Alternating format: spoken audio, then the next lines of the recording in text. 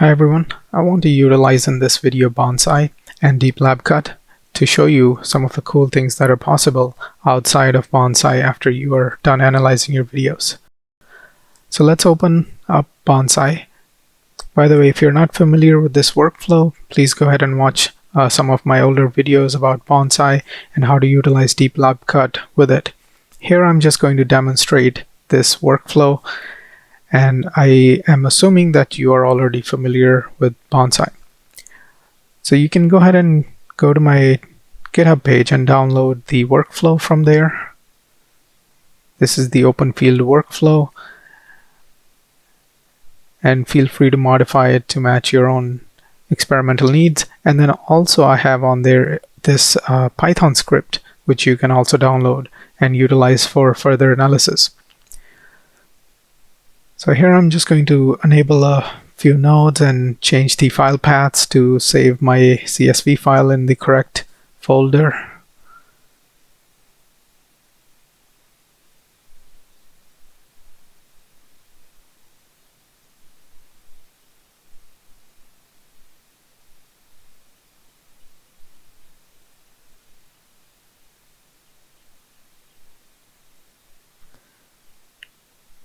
Just gonna double check some of my paths for my video.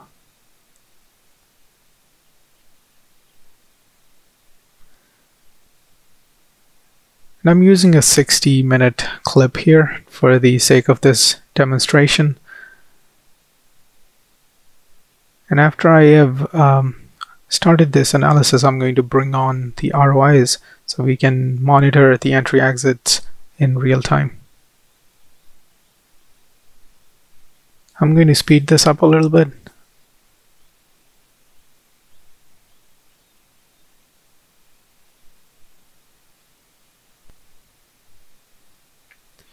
Alright, so with that out of the way, let's go ahead and look at the CSV file that gets generated. So here again I have the true and false statements as I showed in my previous video. And these true and false statements just refer to whether the mouse is inside of a particular ROI. In my case, item 1 is the first ROI in my workflow from top to bottom there. The second one is the second ROI, and third one, and so on and so forth. And then these last two columns are the X and Y coordinates. Here you will notice that the y-axis is inverted. For some reason the x-axis and y-axis get inverted when saving the data, so just keep that in mind. So with that out of the way, let's go ahead and download our Python file for today's demonstration.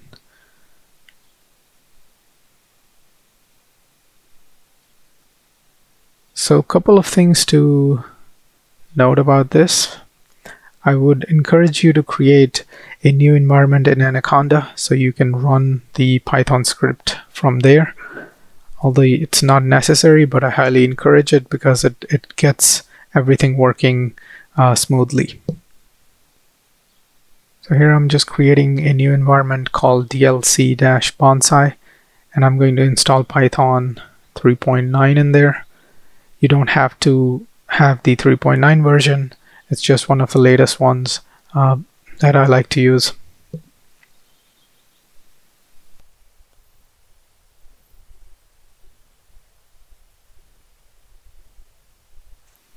With my new environment activated, let's go over some of the libraries that you're going to need. You're going to need pandas and numpy. And I'm going to go ahead and install my libraries directly into the environment that I just created and activated.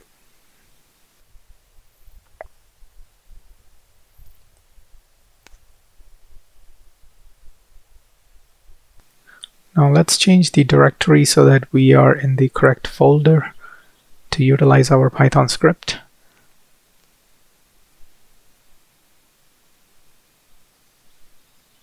Before I run the script, let's go over the script itself. I'm just very briefly going to mention a few things. For the CSV file, you have to give the script the path, and this is how you can enter it in. Just copy the path and paste it in here. Make sure it is in single quotations, not double quotations.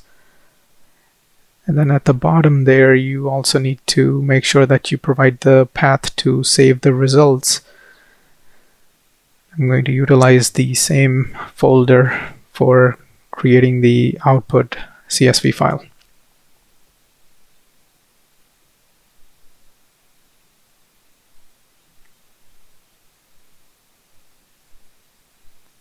A couple of more things to mention. So for your items, make sure if you're using different number of ROIs than what I'm using 6 ROIs. Make sure you change the item numbers here. So you should give whatever number of ROIs you're using, you should put that in. So here I'm using 1 through 6.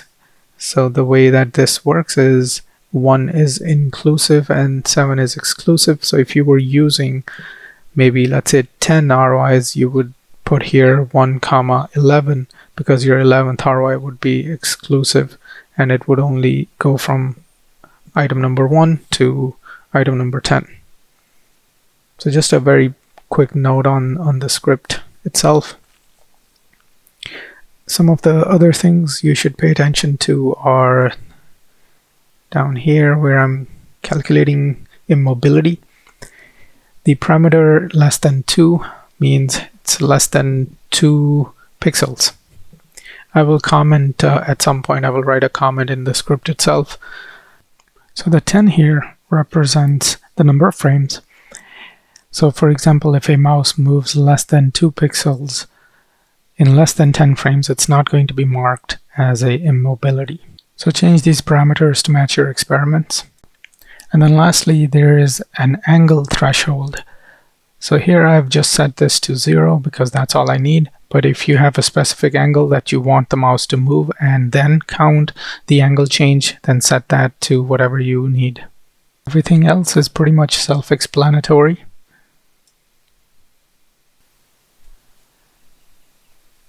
So let's go ahead and run the script itself. So the way to run this is just type in python-m and then the name of the script.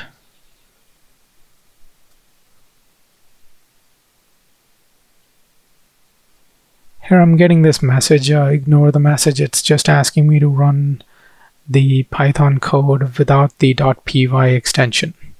So if I run it like this, it works without any errors. So either way, you can run it with .py or without .py extension at the end. The results are saved like this.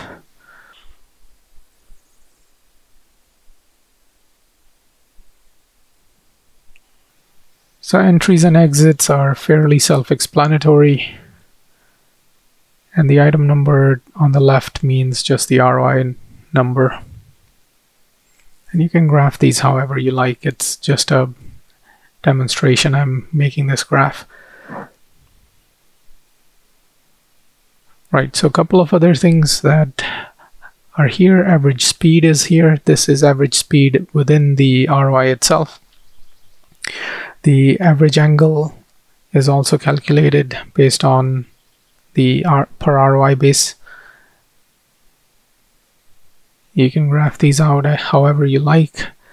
The explanations for the angle, what the negative and the positive mean, are on my GitHub page. Please check that out. The total immobility episodes are calculated as a total video within the total video. The time spent in each ROI is sort of self-explanatory. And then the total distance traveled and also the total distance traveled in each ROI is also present in this results. Number of direction changes, it's just the change in the acceleration.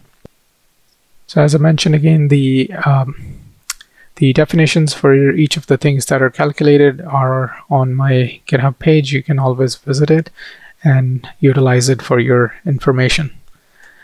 And with that being said, thank you so much for watching. And please let me know in the comments if you have questions or concerns.